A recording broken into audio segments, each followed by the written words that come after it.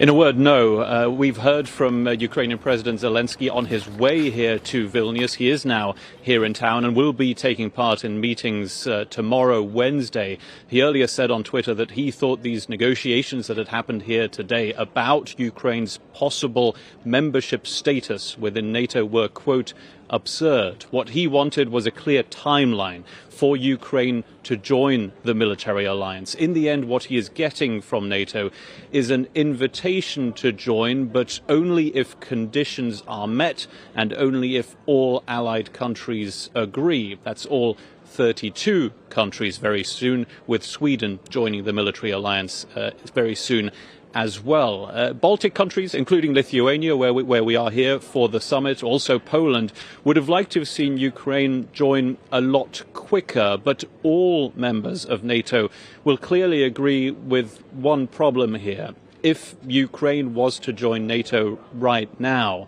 then essentially NATO would be at war with Russia almost immediately. Why? Because of Article 5 within the NATO Charter, which essentially says that an attack on one country would be an attack on all, meaning that all countries would have to militarily come to the defense of Ukraine immediately, and that is what NATO's current member countries do not want to do.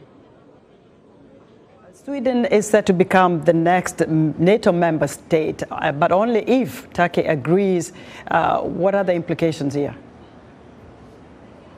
Well, Turkey has now agreed. Sweden will become the 32nd member state of NATO, and we expect that to happen pretty soon over the next few weeks. There has to be ratification in the Turkish parliament, and we do expect that to happen pretty soon indeed. Now, it took a while for Turkey to get to this position.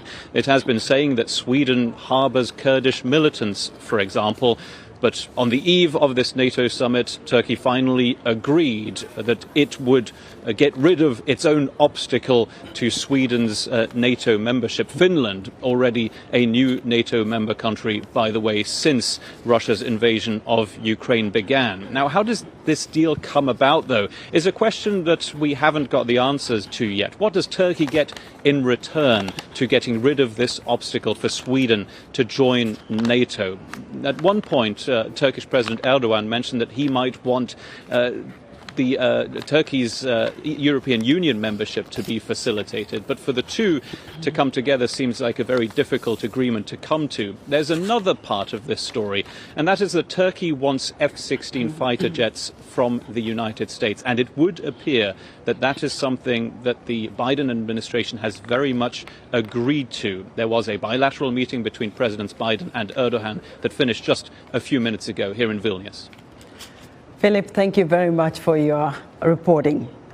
Philip Crowther is Associated Press International Correspondent, reporting live for us from Vilnius, Lithuania.